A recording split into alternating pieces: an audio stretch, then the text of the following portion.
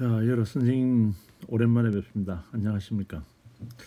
본 강의는 우리 청락원 한학반에서 공부하시는 여러 선생님들이 이번 코로나 때문에 그 수업에 못 나오시고 심심해 하실까봐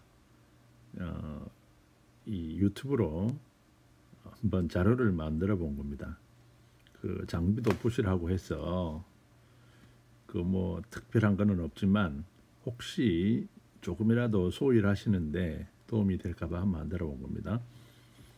자, 우리가 이번에 수업할 그 교재는 명심보감입니다. 다들 가지고 계시는 그 명심보감인데, 이 명심보감이라는 책은 뭐 다 아시다시피 고려 시대 때 우리나라에서 만들어진 추적이라는 사람이 만들어진 책이라고 알려져 있습니다. 지금 현재 시중에 통용되고 있는 명심보감이라는 책은 판본이 굉장히 다양해서 뭐 글자나 내용의 순서나 이런 것들에 약간의 출입이 있습니다. 그러나 크게 뭐 차이는 없으니까 어떤 책을 보셔도 상관은 없을 거라고 봅니다.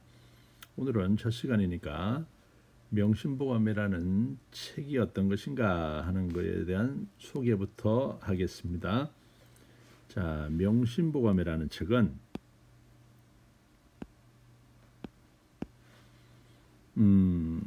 이 발글명, 마음심, 보배보, 거울감입니다. 이게 우리가 발글명이라고 흔히 많이 알고 있죠, 그죠? 발글명이라고 하는데 우리 전에 배웠다시피 한자는 정해진 품사가 없습니다. 그래서 발글명이라고는 하지만 여기서는 밝히다라는 동사를 뜻합니다. 자, 그래서 뒤에 심이라는 글자가 나오니까 명심이라는 말은 마음을 밝히다라는 뜻입니다. 그래서 보는 보배보, 감은 거울감. 그래서 마음을 밝히는 보배로운 거울이다. 아시겠죠? 마음을 밝히는 보배로운 거울이다. 자, 그런데 우리가 이 마음을 밝힌다고는 하지만 마음이 뭔지를 알아야 되겠죠. 밝히는 건 알겠지만 마음이 뭘까요? 우리가 하루에 뭐 여러 수만 번씩 생겼다가 없어졌다 하는 게 마음이죠, 그지요? 그런데 실제로 이 마음이 뭔가 말로 설명해 보라고 하면 쉽지가 않습니다. 그래서 앞에 전대의 선현들이 마음을 뭐라고 표현을 해놨는지 그런 걸 한번 알아보면 우리가 그런데 공감을 할 수 있을지 없을지 한번 생각해 볼 수 있겠죠. 자, 우리가 아는 주자라는 분이죠. 주자라는 분이 대학이라는 책에서 이렇게 얘기했습니다. 마음이란 인소부지 이 기소독지지지 기소독지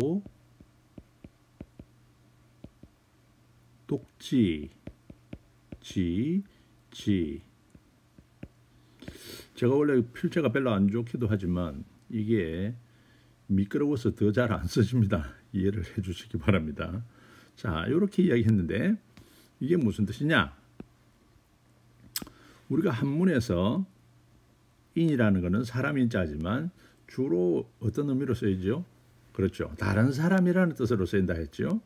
다른 사람들은 바소, 부지, 알지 못하는 바, 다른 사람들은 알지 못하는 바, 알지 못하는 것. 이 말이을 기자는 여기서는 역접 그러나라로 쓰입니다. 기는 자기를 말하는 거죠. 자기는 독지, 홀로 아는 바, 홀로 아는 곳. 그러한 지, 영역이다. 이런 뜻이죠. 다시 말하면 다른 사람은 알지 못하는 곳이지만 자기는 홀로 알 수 있는 곳. 그러한 영역이 바로 마음이라는 거죠. 자, 동의하십니까? 처음에 생길 때 그렇습니다. 마음이 우리 속에서 마음이라는 게 탁 생길 때는 아무도 모르고 자기만 알 수 있는 겁니다. 그죠? 자, 그런가 하면 두 번째로 또 이런 말도 했습니다. 증자의 말을 인용을 해서 또 대학에서 한 말이죠. 증자는 뭐라고 했냐면 신목소시라고 했습니다. 신목소시, 볼시자, 또 십수소지, 가리킬 지자입니다.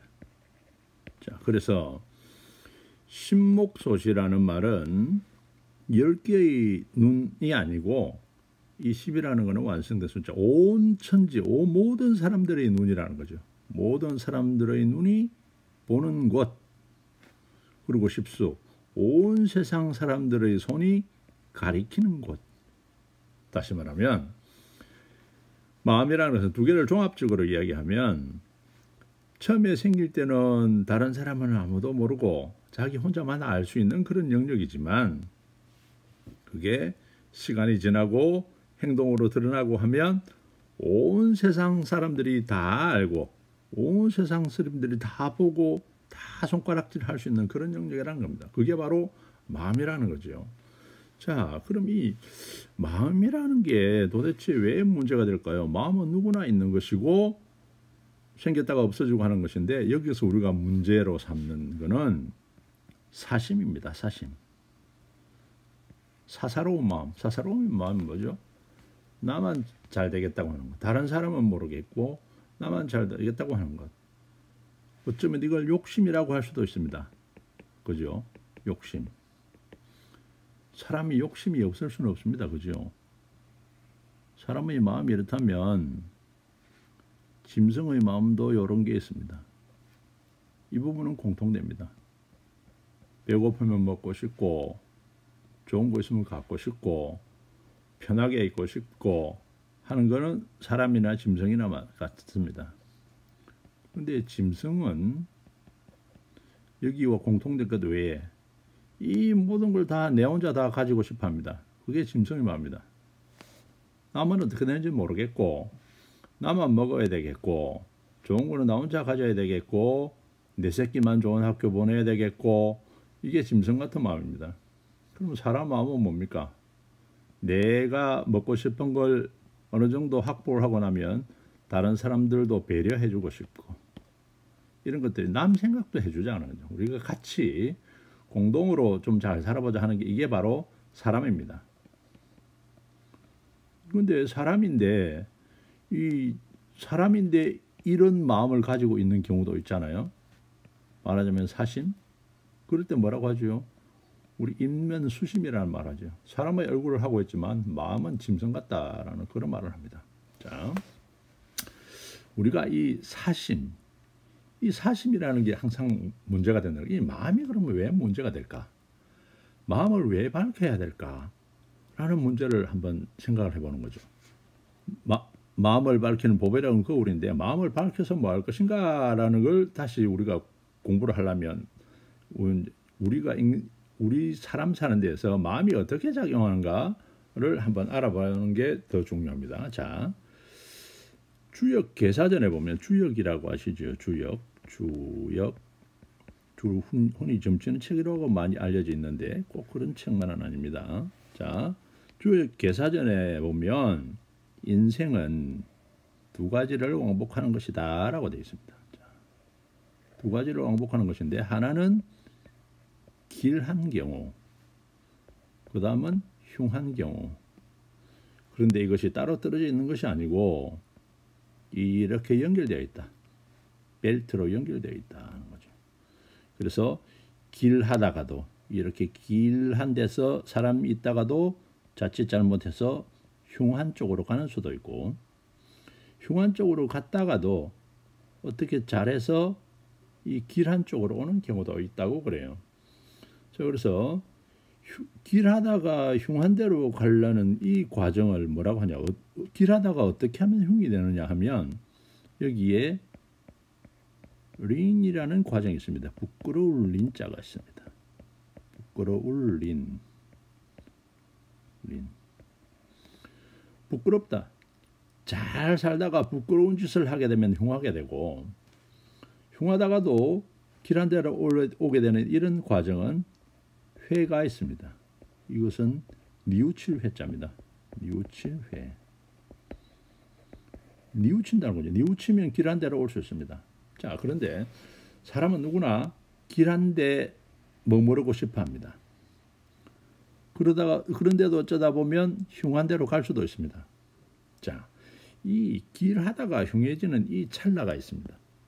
자, 이쪽으로 계속 돌아오면 그냥 길해지는 거고, 이쪽으로 가게 되면 흉해지는 거니까 바로 이 포인트가 중요합니다. 여기서 이 포인트가 어떤 마음먹기에 따라다는 거죠. 어떤 마음이 이쪽으로 가게 만드냐.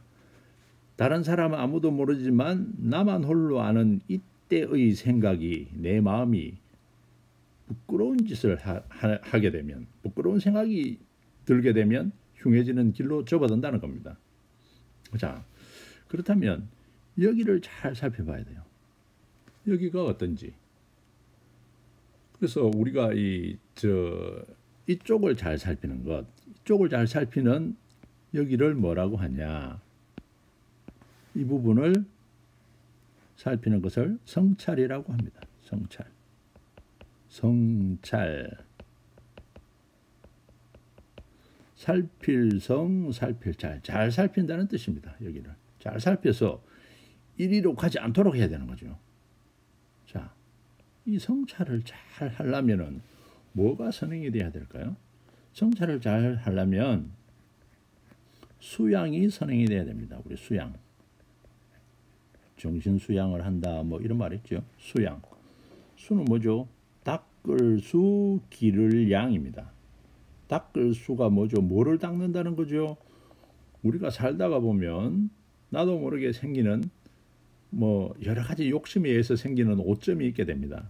그런 것들은 항상 닦아내야 됩니다. 그런 게 없을 수는 없지만 있으면 항상 그걸 털어내야 되는 거죠. 닦을 수.